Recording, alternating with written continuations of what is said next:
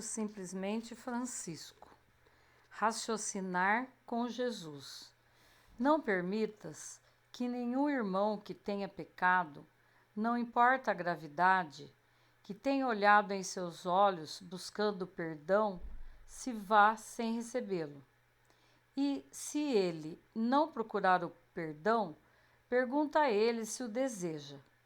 E se, após ir novamente pecar diante de teus olhos, ama-o mais do que a mim, pois este é o caminho no qual tu o conduzirás ao Senhor. Tem sempre misericórdia para pessoas como esta. Francisco. Outro aspecto marcante na vida de Francisco foi a maneira incomum como ele lidava com a questão do pecado. Se, por um lado, ele era austero na pregação das virtudes, recomendando sempre a necessidade da penitência, aqui estendida no sentido de conversão da vida, por outro, era afável e misericordioso com os pecadores. Disse, por a miúde, a preocupação da religião é mais condenar do que educar, mais culpar do que perdoar. A própria ideia de pecado envolve um julgamento e uma consequente condenação do pecador, culminando com a sua expulsão do paraíso. Isso sim, o maior pecado que se comete em nome de um Deus que é amor e misericórdia e não apenas justiça. Não foi por isso que Jesus pediu para que não julgássemos ao nosso próximo, porque, em alguma medida, todos também somos falhos. Não foi pela mesma razão que o Cristo afirmou ter vindo para os doentes? Ele convivia com as feridas morais, mas para lhe apresentar novos rotos de vida. Mas, em um estranho paradoxo, o cristianismo acabou esquecendo do Cristo. Foi essa razão que Jesus falou a Francisco, que a igreja estava em ruínas e pediu que ele a restaurasse. E foi assim, certo dia, o povereiro voltas com um fato ocorrido em sua própria comunidade. Ele havia passado toda a manhã pregando e pedindo esmolas em região não distante do grupo. Assim que retornou, trazendo consigo um pouco de pão e vinho recebido em doação, o irmão Ângelo se apressou em contar um episódio acontecido naquela manhã. Pai Francisco, veja só o Senhor.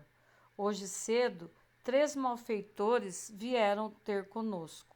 São conhecidos ladrões da região.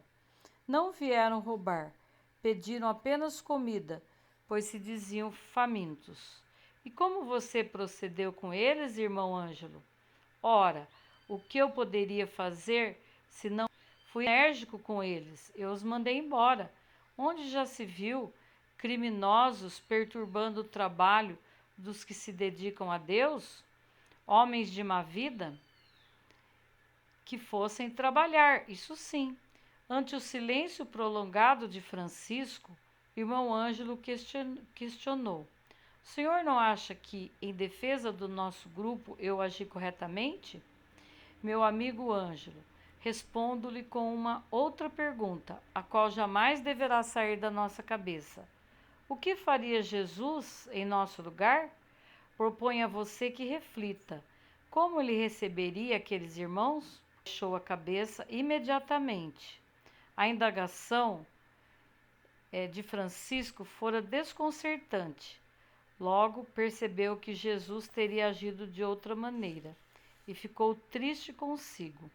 Sabe, meu irmão, ponderou Francisco, eu me lembro de Jesus na cruz, prometendo o paraíso ao ladrão convertido.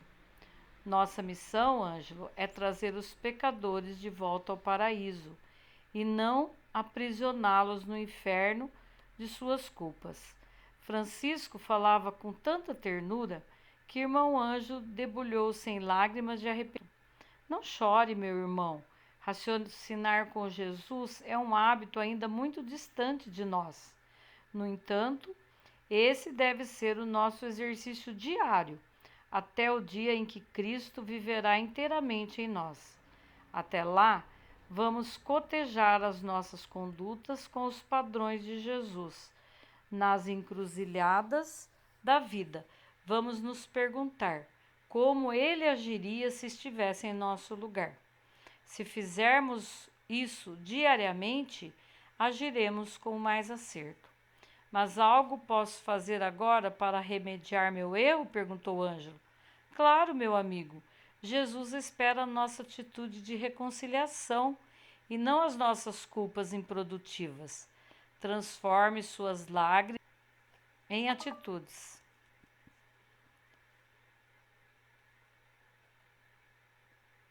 Em atitudes no bem. Recomendo que você procure imediatamente os irmãos que hoje nos visitaram. Leve a eles esse cesto de pão e o vaso de vinho.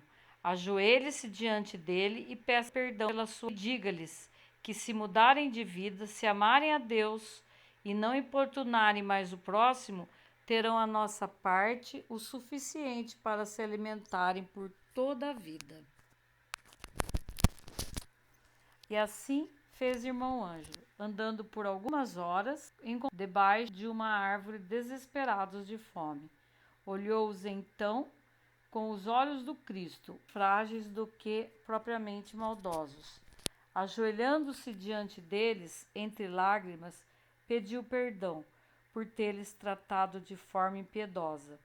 Ofereceu pão e a promessa de Francisco, de que sempre seriam assistidos, caso voltassem suas vidas para Deus e para o bem do próximo. Os pecadores quase não entendiam o que estava acontecendo. Um representante de Deus, ajoelhado diante deles, pedindo perdão e oferecendo sustento para toda a existência. Era tamanho amor que abrasou todo pecado e toda culpa. Eles não só aceitaram o pão e o vinho, como se tornaram os mais novos cristãos da comunidade franciscana. E assim termina o capítulo de hoje do livro Simplesmente Francisco, de José Carlos de Luca.